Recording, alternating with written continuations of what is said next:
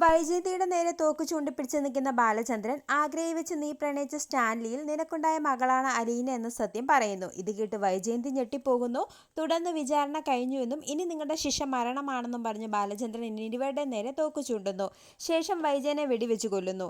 തുടർന്ന് ഇതെല്ലാം ഓർത്തിരിക്കുന്ന ബാലചന്ദ്രനെ കാണിക്കുന്നു. ശേഷം ഹാളിലിരുന്ന് മദ്യപിക്കുന്ന ബാലചന്ദ്രനെ കണ്ട് അലീനയ്ക്കാകെ വിഷമമാകുന്നു. തുടർന്ന് മുത്തശ്ശിയുടെ അടുത്തെത്തുന്ന അലീന ബാലചന്ദ്രൻ വന്ന വിവരവും മദ്യപിക്കുന്ന കാര്യവും മുത്തശ്ശിനെ അറിയിക്കുമ്പോൾ അലീനയോട് ബാലചന്ദ്രനെ വിളിച്ചിട്ട് വരാൻ മുത്തശ്ശി പറയുന്നു.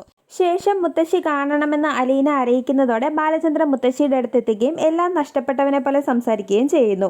ഇതെല്ലാം കേട്ട് മുത്തശ്ശിക്ക് ആകെ വിഷമമാവുകയും ബാലചന്ദ്രൻ എന്തോ സംഭവിച്ചിട്ടുണ്ടെന്നും നീ പെട്ടെന്ന് തന്നെ മനുവിനെ വിളിച്ച് വിവരങ്ങൾ അറിയിക്കാനും അലീനയോട് പറയുന്നു. തുടർന്ന് അലീന മനുവിനെ വിളിച്ച് വിവരങ്ങൾ അറിയിക്കുന്നു. പിന്നീട് ബാലചന്ദ്രന്റെ മുറിയിൽ നിന്നും ഒച്ച കേൾക്കുന്നതിനെ തുടർന്ന് അലീന ഓടിച്ചെല്ലുമ്പോൾ ബോധമില്ലാതെ താഴെ വീണ് കിടക്കുന്ന ബാലചന്ദ്രനെ കാണുന്നു. തുടർന്ന് അലീന വെള്ളം തളിച്ചെങ്കിലും എഴുന്നേക്കാതെ വരുന്നതോടെ പൾസ് നോക്കുന്നു.